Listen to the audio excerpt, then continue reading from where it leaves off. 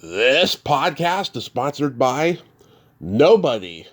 Hey dudes, welcome to Splat from the Past, the only 80s themed horror sci-fi show where things can get totally radical.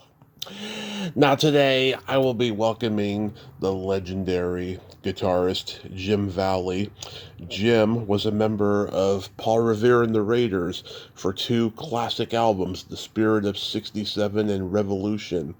And he got to do some other cool stuff with them too. He got to go on the Smothers Brothers Comedy Hour, and he got to appear on Batman with them. And it's going to be such an honor. I'm a big fan of Paul Revere and the Raiders. I am so excited that I got an interview with him. And he had a couple other bands before that, the Viceroys, Don and the Goodtimes. These bands combined, they got to have some great experiences in those bands as well. He got to have encounters with Stevie Wonder and the Beach Boys and Frank Zappa and the Mothers of Invention and so forth. And it's going to be a great, great talk. I am so excited. And he's still performing. He's got a group, I believe it's called the Jim Valley Project. And this month for diversity in February has been a great month. And I'm going to be putting I'm going to be wrapping a nice little bow on it next week. And you're all going to enjoy it.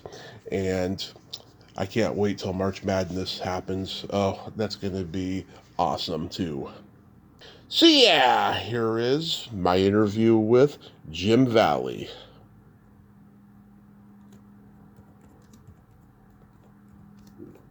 Hey Jim, welcome to the show, sir. How are you today? Hey, good. How's it going? It's going pretty good, pretty good. This is such a great honor, sir. Thank you so much for coming on today. Well, listen, I'm happy to be part of this casting of the pods. Yeah. So, going back in time, I was reading that you came from a musically inclined family. Your parents and your grandparents played piano. You sang at home or in the family car, and you were kind of a child prodigy in that you had an art scholarship into the Fry Art Museum. So, how did your interest in art begin? Well, okay, so some of that's a little overblown. No one ever called me a child prodigy, but my art thing. I mean, we just love to draw. I had a brother 15 months older. Mm-hmm. Both of us, we thought we'd be artists someday, drawing and so on.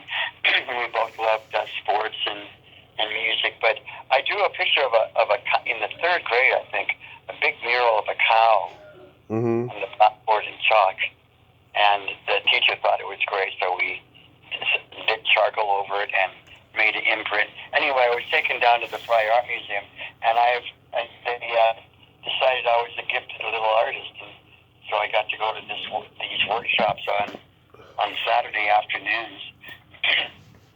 Wow. We were living in Madison Park, if you know where that is in Seattle. But anyway, I take a bus up to the Fry Art Museum and sit down in this class of, I don't know, maybe 10 kids. But I got kicked out. For being disruptive? No, there was there was a guy that was a little older that turned me on to drawing the torso of Venus de Milo. Oh. Right? No head, no arms, no legs, just, Yeah. DNA. And I think I was too young to really get, turned on or excited by it, but it was just really interesting to draw. And the teacher at one point comes in and sets a bowl of fruit in front of me, and she says, "Now you draw this." And I said, "You draw that." So that was the end of my art scholarship. Wow. And so then you started out playing the trumpet, but once rock and roll came, that's when guitar came into the mix? Well, I played trumpet I've been playing trumpet up into the Viceroys, but the trumpet, I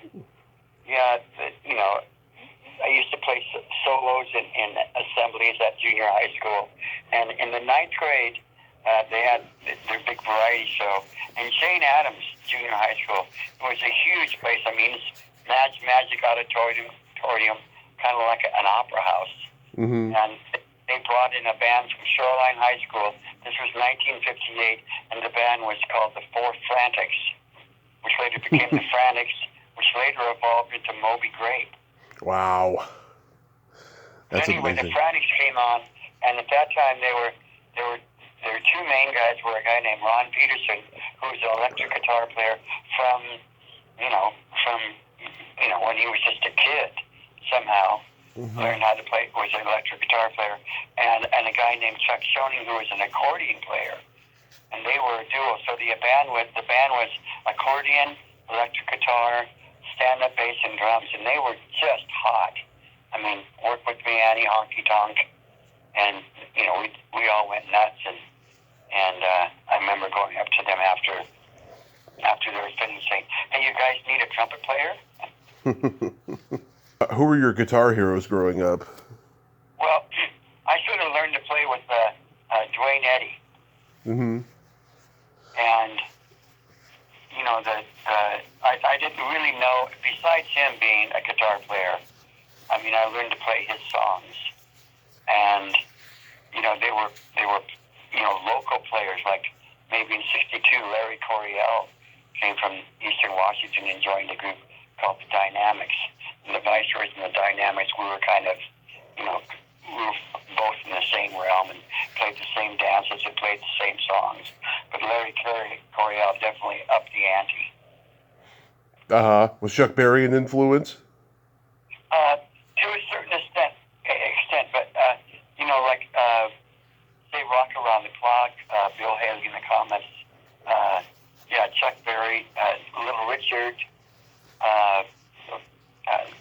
Frankie, let's see, Why Do Fools Fall in Love? Oh, Frankie Lyman and the Teenagers.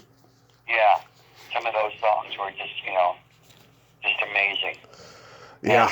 But our band, we didn't play those songs like Chuck Berry songs or Why Do Fools Fall in Love or Little Richard songs. We played R&B kind of instrumental songs. That was just what the band. Then our band would have a singer that we'd hire to come in and sing like 3 or 4 songs a set. I interviewed Bill Haley Jr. a few years ago. Have you ever met him? No. Yeah, he's keeping his dad's legacy alive with the Comets. So it's like Bill Haley Jr. and the Comets. He does little tours, does gigs, here and there and stuff. Well, I wonder if I can find them on YouTube. Probably, yeah. They definitely have a website. I know that. Billy Jr., huh? Yeah, Bill Haley Jr. Yeah. So then you got interested in dancing and you started entering contests. Well, when rock and roll first came out, it was like I couldn't keep my feet still, and we learned the bop. That was the dance of the era, called doing the bop. And so I was my family was they danced a lot. They went to different places where they danced. So that was really common. It was very natural for me. And so I learned this dance and would enter these contests and a lot of times win them. So I was always, and there was a TV show, I can't remember what the name was, and we won the first prize. So we won rock and roll jackets, which were these really cool things that everyone admired. They were striped, 2 colors.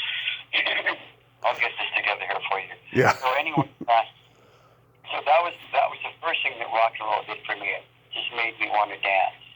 And we used to run home. I used to run home from school and listen to the top 20 or top 25 in the radio. And we used to buy 45s before LPs. But yeah, dancing was a big part of it. Did you want to dance on American Bandstand at one point? Well, that seemed like something that was kind of beyond me. But the American Bandstand. Do we know when American Bandstand came on? Mm-hmm. I mean, what year that first came on? Yeah, because American Bandstand, I think it came on in like 52 or something. Well, then, so that, I guess I was watching it in, when I was in junior high school. Yeah, that was I never imagined that I could get on that, or even, that was part of it. It was just local dances and so on that we just loved to dance. Yeah, and of course there was a lot of local dance shows that were on TV, most of which, people don't even remember anymore, except for the people, who were there at the time, Well, the Viceroys got a great gig during the 62 World's Fair in Seattle. Mm-hmm. And there was an ocean liner from Liverpool that was called the Dominion Monarch, and it was used as a floating hotel. And it was its last stop on its way to Japan to be made into razor blades. Wow. But it was a only first class ocean liner, and the Viceroys got it. They brought a local television station, a Tacoma station, on, and they had a news program. They had this and that. They had a show that was called Deck Dance, and so we had a disc jockey and the Viceroys with a live band. And kids would come on and dance on the deck for a half hour every afternoon. Nice. So it was filmed, and it was a local television show. And because of that, that's where we got a lot of response to an original song we were playing called Granny's Pad. Oh yeah, Granny's Pad. Yeah, I was reading that you guys had a regional hit with that, right? Right, and it was a fairly big deal. I mean, it brought us from playing high school dances into radio dances, meaning where the Pat O'Day and Dick Curtis, they were giant DJs in our area, would advertise these dances at places like the Spanish Castle and so on, and they made it sound like this was the greatest dance in the history of the world. And so we right away, because we had this hit record, we got to play those dances, and we became kind of locally famous.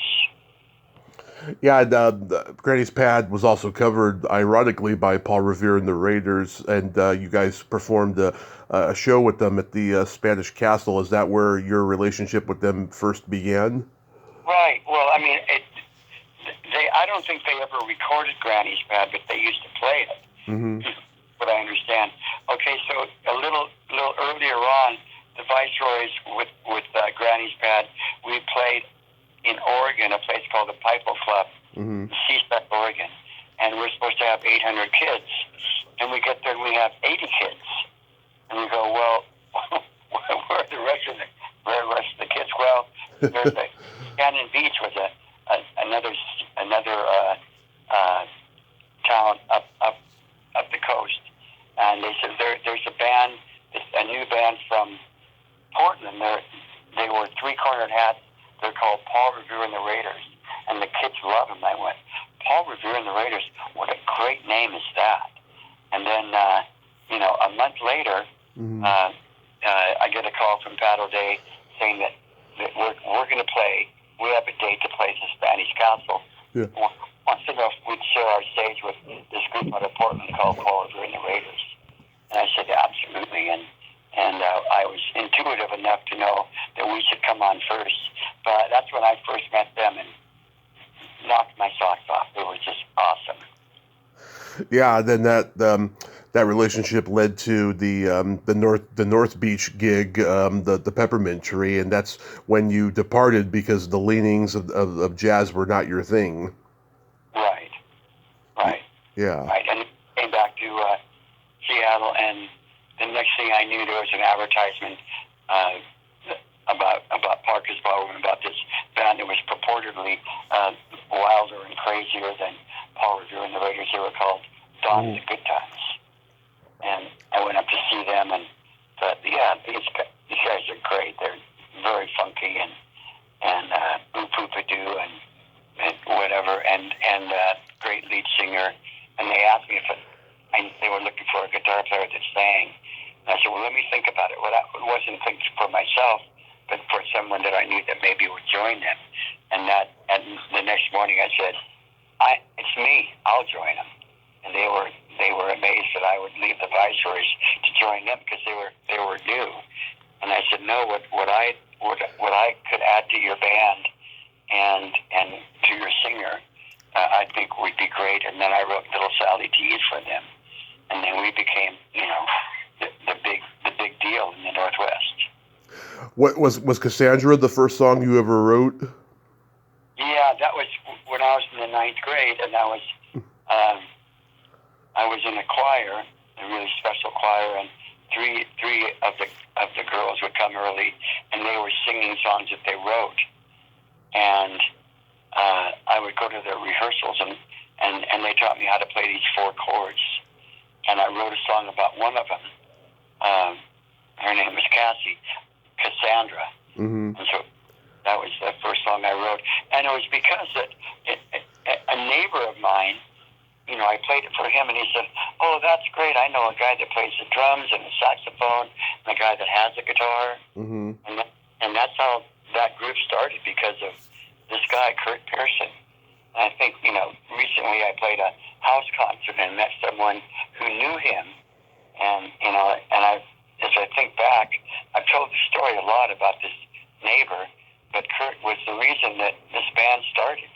I mean, the song, it was built around the song, but still, that this guy had the somehow wherewithal to say, "I know these 3 guys, let's put them together with you," and that's how that band started. Wow. And was Cassandra a girl that you had a crush on, or was she just a friend? Right. No, she was somebody that I, was smitten with, and wrote this song. And later in the 9th grade, we had this great dance, kind of like at senior prom, only for junior high school kids. And at the dance, she left me and went with one of her earlier boyfriends. Broke my heart, but it definitely was an experience that I'll never forget. Of course. I mean, your first song, you never forget it, and your first love, So, going back to the Viceroys, I was reading that you guys did a Cavalcade of Stars show that had, like, the Beach Boys, Little Eva, Stevie Wonder, and you guys ended up backing up Stevie Wonder. Right. That was definitely a high point memory. Well, so just because we had Granny's band, and we were hired to be on the show, but also to back up, like, Ray Stevens and Little Eva and whoever else.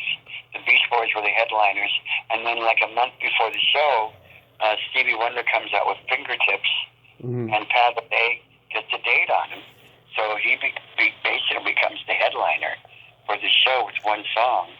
And so we get there, we're rehearsing 2 shows, and we get there and we're at like maybe a 12 o'clock show and 2 o'clock show.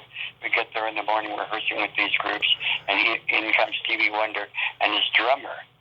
And their road manager looks at us, and we're this kind of Doris Day white group from North Seattle.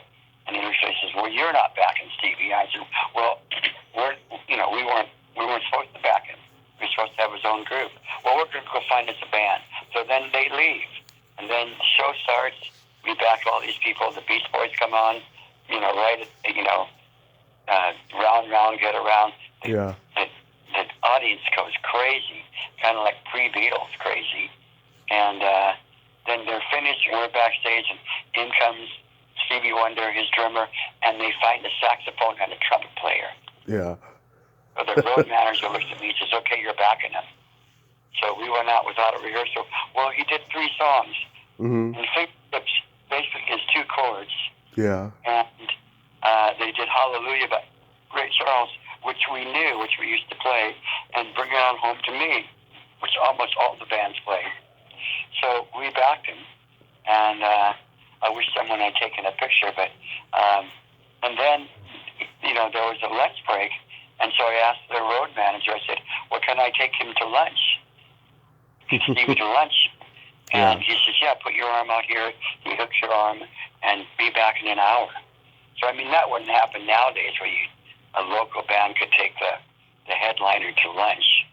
But anyway, we go to lunch, and a place called the Food Circus in Seattle.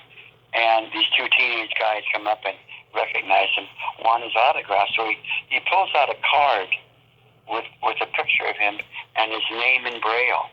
Now, wouldn't that be an amazing souvenir? Yeah. It'd be worth a lot of money today. So, but they say, "No, no, we want you to sign it. We want you to sign it. I said, come on, give us a break. We're just having lunch. And Stevie says, no, I'll sign it. So he signs it, and then he turns to me and says, my mama always taught me to be kind to everyone. Oh, yeah. I know. His charisma the rest of his life. I mean, it's just kindness incarnate, besides being a genius. Oh, I've never heard anything bad about Stevie. He is exactly what you just said, that he said. He was taught kindness. That is just wonderful. Do you have any memory of little Eva? Well, no, not just that we backed her up locomotion. She was great.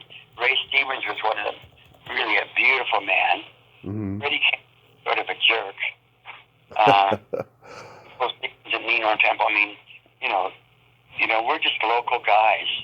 Yeah. They're national stars, which was a big deal. But 3 years later, I was on Where the Action Is with the Raiders, and Stevie Wonder came on the show and sang Blowing in the Wind. Oh, yeah, the Bob Dylan classic. Right.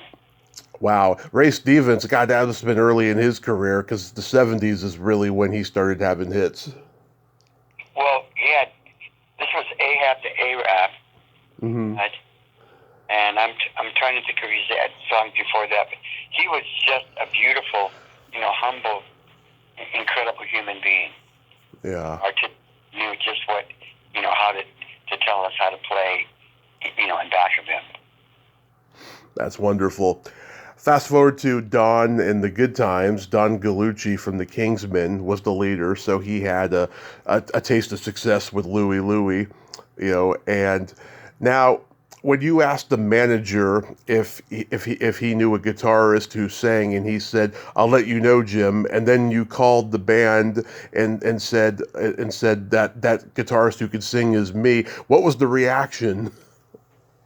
Oh, they were amazed. They didn't think I'd want to leave the Viceroys, who were sort of an item, Mm-hmm. fairly popular item, to join a new band out of Portland. And I said, no, I just think that what Don McKinney was the lead singer, Mm-hmm. and he was a great singer and a great showman, and the band was just full of piss and vinegar. I mean, lots of energy, and I just thought that what I could add to them would be great, and it turned out to be true. And then I wrote a song for them, Little Sally Peas. It became a big hit, and that just pushed us to the top of the mark in the Northwest. In fact, we used to do battles of the bands with the Raiders, and sometimes we'd win. I mean, there wasn't really a voting, but there was just an overall consensus of who was the greatest tonight or whatever. Yeah, maybe that's one of the reasons why they took you, because you were in the bands that was winning. Right, could be. Like, yeah, let's get one of those guys. Now, you guys played with Frank Zappa and the Mothers of Invention at the Whiskey A Go-Go. How was that experience? Well, that was a learning experience. I mean, we were signed with Benny Hill Records. Mm-hmm. So they set us up to play at the Whiskey as a showcase.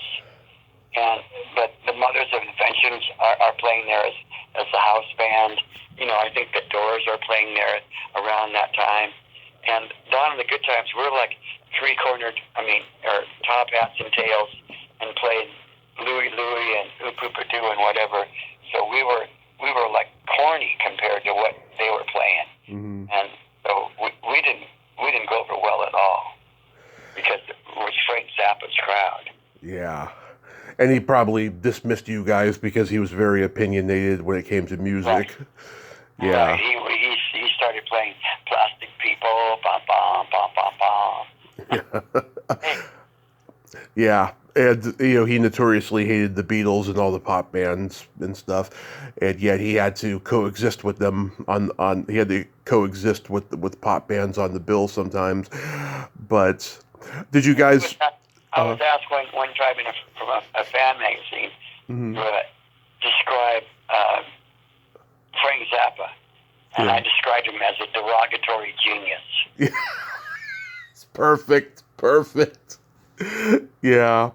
And he was kind of a space alien too, from what I've heard. He just had his own belief system and all of that stuff. And I, in not too many years ago, I saw a clip on YouTube where he's on Steve Allen before he's, long haired or whatever, and he plays a bicycle. He plays, on this bicycle he plays. So he was a pretty imaginative kind of guy. Yeah, he sure was. Did you guys ever see Johnny Rivers around? No, but I knew of him. He was, he was great. Secret Agent, man. Somebody asked me that the other night. I played a house concert. Said, "Do you know Secret Agent, man?" Well, I know the song, but I couldn't play it. But Johnny Rivers and his crowd noise, right? Mm-hmm. Yeah, he was he on Daniel too? Maybe he was. I think so. He had like 4 or 5 live albums at the Whiskey back then. I mean, he pretty much made that place, and it was sad the falling out that he had with Lou Adler, because he pretty much made that place, and that place is still standing today, which is a miracle. Yeah, right. I mean, what's the Buffalo Springfield? I mean, I don't know if they played there, but I mean, for what it's worth, that was about that area in like 1966 and the protests that were going on. They had to have played there at least once. Yeah. They weren't like the house band, but they had to have played at least once. So in 1966, you joined Paul Revere and the Raiders. They're starting to have hits by then, Steppin' Out and Kicks and Just Like Me. And was Midnight Ride already out? Midnight Ride, I think, had just come out. Mm-hmm. And then The Spirit of 67 was the next song, the next album. But it was quite an amazing, adjustment, jump from down in Goodtimes to the Raiders. But Terry Meltzer, Doris Day's son, the producer, he was a genius, and he knew how to create magic in the studio with 4 tracks, or maybe they had 8 track then, but ping-ponging this to that, and he brought in like Hal Blaine and Van Dyke Parks. Do you know that name? Oh yes, he co-wrote Surf's Up with Brian Wilson. Right, and Heroes and Villains. Right, Heroes and Villains too. Yeah.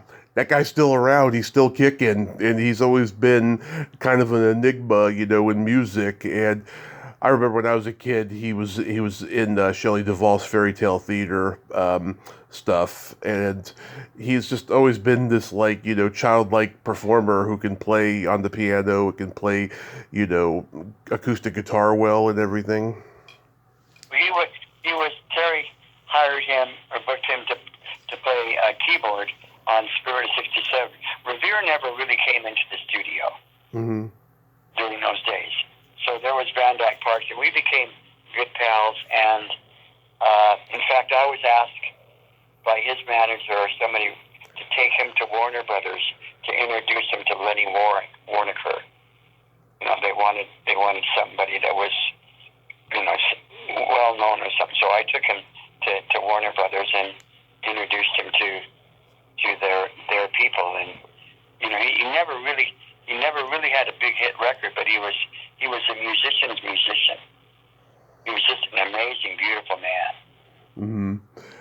Yeah, you guys had Ry Cooder and Glenn Campbell do sessions on Revolution.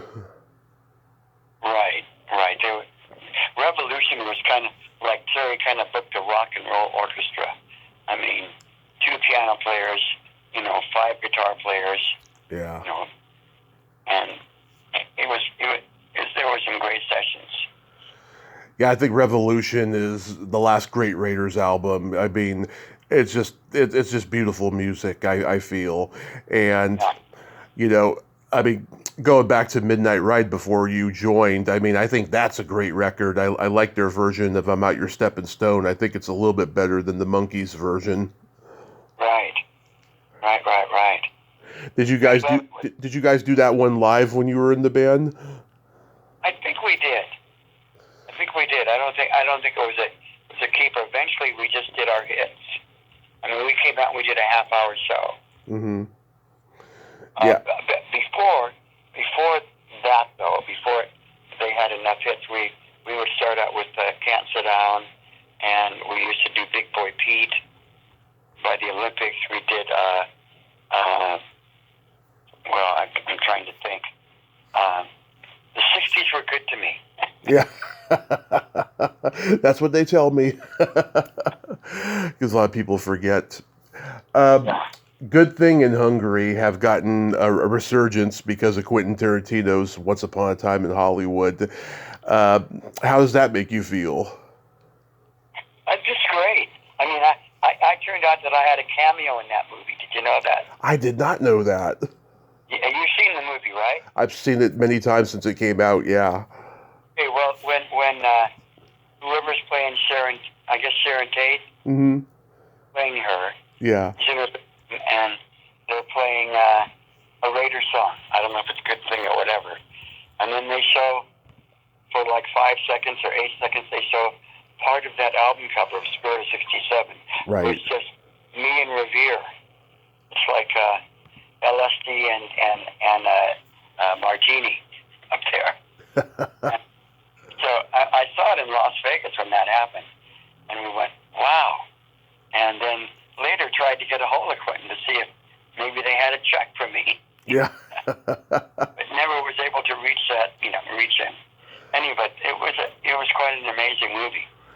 Yeah, it's a masterpiece. And the Raiders used to be at that house where that event happened.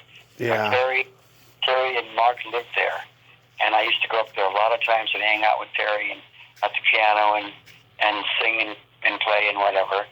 And when that event happened, I had left L.A. by that time. Mm-hmm. All of a sudden, I saw a newspaper and they showed the front of that house. I went, geez, that's Terry's house. Because he had left. He didn't, unbeknownst to Charlie Manson.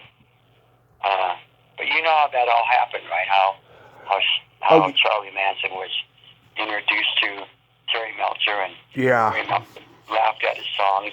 Because he's hanging out with Dennis Wilson at the time. Yeah, right. Yeah, that's just scary. That whole situation about how he could have been killed in that whole scenario. Right.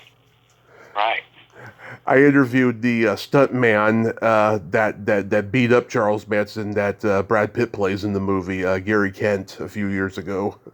Uh-huh. But I'm glad that those songs were in the movie because Kicks has been overplayed for like the last 40 years in movies and so forth. So I'm glad those songs have gotten their due in the movies. So Charlie Manson was a songwriter, right? Yeah. And the Beach Boys even did one of his songs. Yeah. I don't know the name of it, but I do know, that, and I have heard his music. His music has been bootlegged on YouTube. I actually thought he was pretty talented, and he could sing pretty well, But then, of course, there's people out there that say, "Oh, he had no talent. That's why he did what he did and stuff." I don't think it was that at all. I just think people could recognize he was crazy and he was full of shit, Yeah, right. Just gave the hippies a bad name. Exactly. You guys toured with Gary Lewis and the Playboys. How was that experience? That was fun. I mean, that was my first time with the Raiders. We were on this Dick Clark, Gary Lewis and the Playboys tour, and we started. The first time was in Albuquerque, New Mexico, and I had been like hanging out with the Raiders for a couple of weeks to kind of learn the songs and the routines and so on. But they were always too busy to have a full band rehearsal with me. And I'd rehearse with Revere, I'd rehearse with Fang, and I'd play with Drake. Drake would show me some of the guitar things, and then they go to Hawaii for like 3 days right before they do this tour, and Revere was very frugal, so he he wasn't going to take me to Hawaii, but then they decided that's the only time we'd have to practice. So they took me to Hawaii, and we didn't practice there either. They were having too much fun. So we get back to L.A., we leave for Albuquerque, and we had like 40 minutes before the first show to rehearse as a band. And the band was pretty nervous, and I was like, send me in, coach, I'm ready. And, in front of the stage there was a, what do you call it? I always forget these words.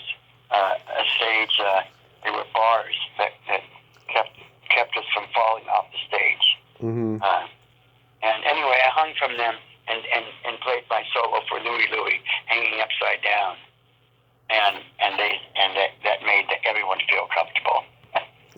So right after that, Revere said, "Okay, you're in for good." And up to that point, it was like, well, we'll see how you do with us for the first 40 days. If the band likes you, we'll keep you for 6 months. If the fans like you, then you got it. But after 3 days, he said, you're in for good. We've never sounded better or felt better. Wow. My earliest memory of you guys was when you were on Batman. How did that come about, and what was that experience like? Well, it was basically we were waiting. You were waiting in this sound studio or whatever. I'm sure that the powers that be got us on this show. And what's kind of interesting is that we played live. I mean, we did all these TV shows where it was all lip syncing. Mm-hmm. Sometimes Mark sang live, but on that show we played live whatever we played for some belly dancer, and we were the Penguins campaign band. Yeah. But there's definitely a feather in our hat. Which is ironic because you guys played Yankee Doodle Dandy. Yeah, right. Yeah. Any memory of Burgess Meredith? Just a little bit. I mean, he was, also a wonderful guy. I mean, one of the memories that I have of when we were on, what was it? The Smothers Brothers, I think. Yeah. Meathead's dad. Who was Meathead's dad? Oh, Carl Reiner. Carl Reiner was on that show. Yeah. And I was sitting kind of in, off stage, playing my guitar. Mm-hmm. And Reiner comes by and he says, having a moment with yourself, eh? and we chatted a little bit. He said, yeah, it's always important to, spend time alone and this and that, solitude. And so he was just, an amazing individual. That Carl Reiner dryness, having a moment with yourself, eh? Yeah. Yeah, that was probably around the same time that Chad and Jeremy was on Batman. I found out the reason they got on there was because Simon and Garfunkel turned it down. Right. I mean, isn't that amazing that different actors or whatever stars that turn things down and other people come in Yeah. instead of become giant? It's always interesting to find that stuff out. Yeah. Right. Yeah, when you guys were on the Smothers Brothers Comedy Hour, that must have been probably before or during the same time that the Who had been on there. Yeah, it's interesting. The Who. Well, let's see. In '67, after I left the Raiders, I had a record or a song that was called "There Is Love" that was recorded with Dawn and the Goodtimes as a demo. And then it was released as a single right after I left the Raiders. And it became a hit in Chattanooga and Birmingham, Atlanta, Seattle, and there was a Herman's Hermits tour. And so they booked me on those shows in Atlanta and Chattanooga. And it was the first time supposedly the Who came to America. And they were on that show as well. Yeah. Well, anything crazy happen like on the Smothers Brothers show? Like, Keith Moon had like a grenade in his drum set, and when he did that last beat, boom! There's an explosion. No, nothing like that. But the Smothers Brothers, we did ups and downs, and that's one of the best kind of videos of us during the Raiders and Fang and I dancing together, and it was pretty great. That's awesome. Yeah. When Mark Lindsay had his solo hit Arizona, did you think, that was the end of the band, like he was going to have like a huge solo career? Well, sort of. I mean, I think I was out of the band by that time. I mean, basically, the reason I left the band was kind of because of Mark Lindsay. When I was, hired to be a showman, but as a songwriter too. Mm-hmm. And I was supposed to have a song on Spirit of '67, and it was all queued up. And I think Mark had 8 of his songs on, and Phil had 2, and Smitty had 1, and they were getting ready to record my song, Terry, and Mark comes out of the men's can and said, "I just wrote a new song. It's got to be on this album." I said, "Hey, Mark, you already have 8. This is Harpo's turn." And he said, "You're a new Harpo. You can be on the next album."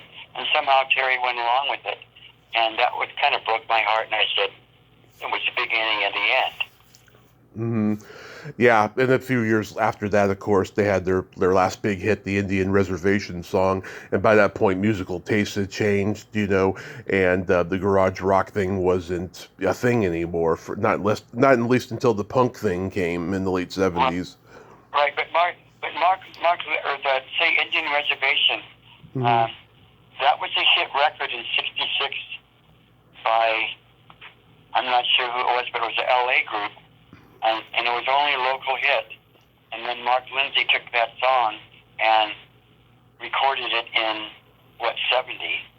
Yeah. And it was going to be by Mark Lindsay. That would have been his 3rd hit. And then somebody up in Columbia said, "Let's release this by the Raiders. They haven't had it for a while." And then it became number 1, and it was their swan song. And you never heard of the Raiders again except, local kind of things like state fairs and so on. Oh yes, the nostalgic circuit, as they call Right. it. Yeah, and then you did. Well, if it could have been a hit by Mark Lindsay, it would have been his 3rd single, and that could have, set him up as sort of a major solo act. But it didn't happen, and kind of went by the way. It's unfortunate. And then you recorded some solo stuff. You had an album that didn't get released, and you had the song "Try, Try, Try." Right, try. Was a song that Terry and I worked on, and I had at one point I had recorded it with Kurt Vetcher, Mm-hmm. who was the producer of the association, and he loved my music, and we went in and recorded 3 songs, and then around that time, that was after I'd left the Raiders, I was tied to Columbia for 6 months, and then Dunhill signed me, and Dunhill Kurt Vetcher comes into Dunhill with a meeting with me and Jay Lasker, who was the president of Dunhill at that time, and Jay thought that he wanted the wrecking crew to back me up. Mm-hmm. And he didn't think the song, as it was recorded, had enough bass or whatever. And I was kind of in a sort of a dark night of the soul place. And what do you think, Jim? I said, I don't know. And he said, well, I think we want to have the mamas and papas people back you up.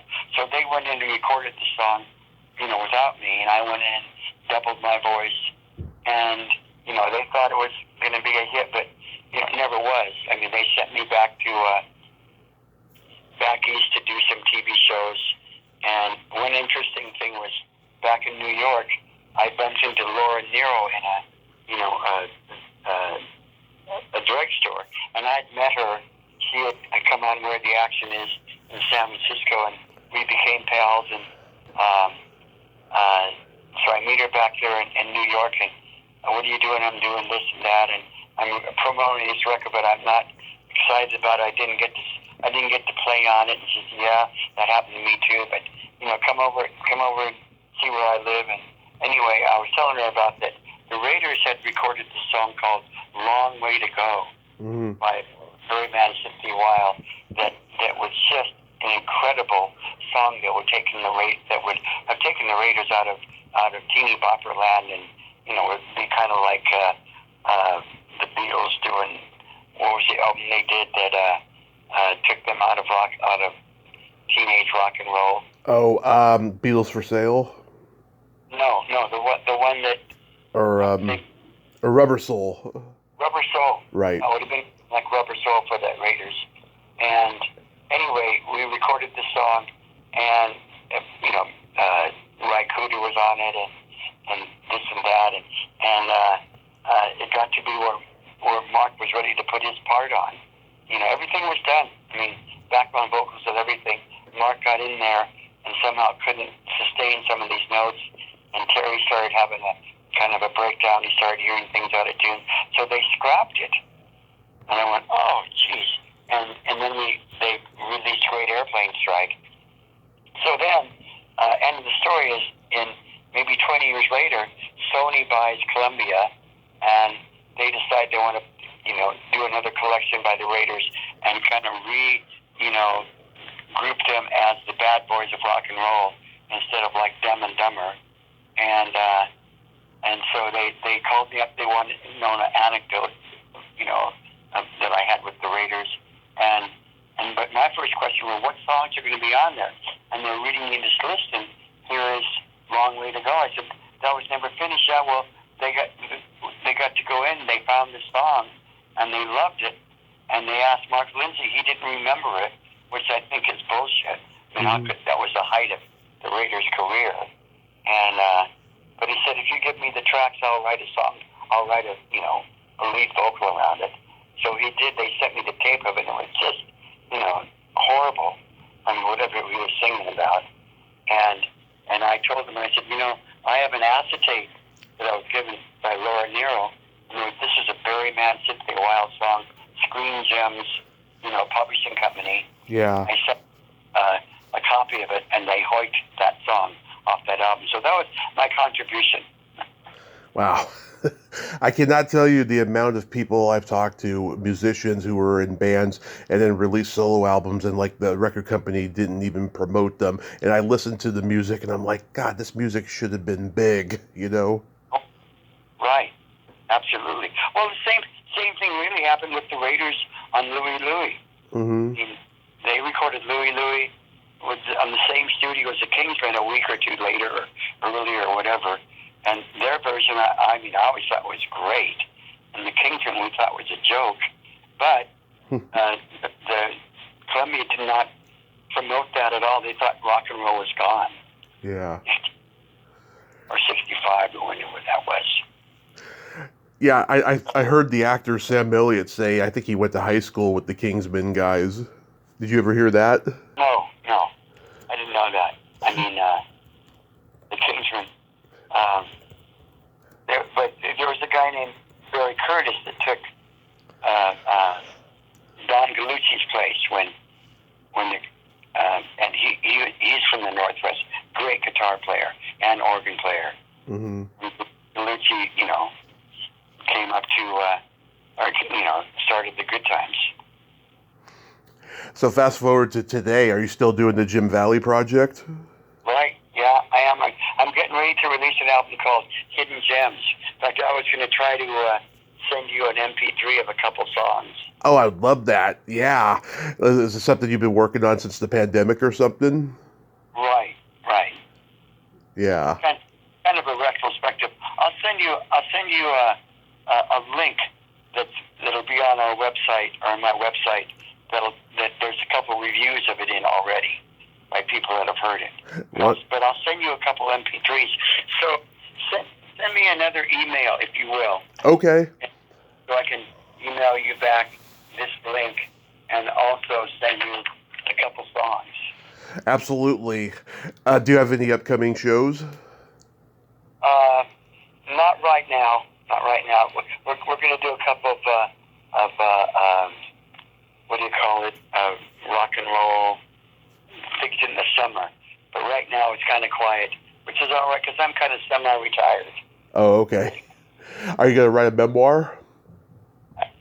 Well, yes, I'm saying yes. I mean, I've been asked about that for years, and I do have some great stories. Because I mean, one of my stories is Rainbow Planet, which is a company that kind of evolved out of a need for friendship in an elementary school here in Tacoma. I was asked to write a song that would help them learn to get along, and I wrote a song called Rainbow Planet, and then did a workshop with the school, and then that evolved into doing lots of different workshops in schools around this area, and then around Washington State, and eventually the U.S., and then eventually to international schools. And I probably visited like maybe 25 countries, and so worked with kids around the world.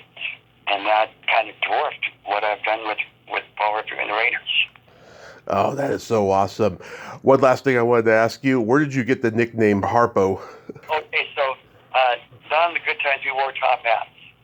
You know, and we're playing, you know, we're long haired, and we're playing a Portland teen festival, teen fair, and one afternoon it's kind of rainy, and there was a beautician there. She says, "Well, let me lighten your hair." And I went, "Okay." So she strips my hair out. I become a platinum blonde, curly hair, and the next day we're playing on stage, and the Raiders come in to do their show, and Revere looks at me and says, "Harpo." And so then later, when I joined the group, Paul says, "Well, you know, everyone has a nickname except Mark. He's too cool. But so I think you should either be Dobie or Harpo." I went, "I like Dobie. I like that. That'd be cool." He says, "Okay, Harpo it is." Yeah, because my dad grew up with a Harpo, but I think his comes from the Marx Brothers, you know, so that's why I had to ask. It looked a little bit like the Marx Brothers. And he I mean, Harpo was, you know, you might know this, but he was the only one in the Marx Brothers that could go outside or go out into the world and be unrecognized because he didn't wear his wig, he didn't. Right. You know, so I think he was a pretty amazing guy. He sure was, and you're an amazing guy as well, Jim. Thank you so much for coming on today. Thank you. So email me, and I'll send you some stuff. I will, sir. Thank you so much. Great talking with you. You too. Okay, bye-bye. Well, there you have it. Jim Valley. Ain't he a cool dude? Oh my God, that was a great talk. Oh my God, that was like a fast-paced deep dive into his early history in rock and roll. And like I said, he's got great stories. He should write that memoir. They were all fantastic. Love talking to him. Well, until next time, this is Tommy Throwback Kovac saying there's no shame in living in the past because the present sucks. Later, dudes.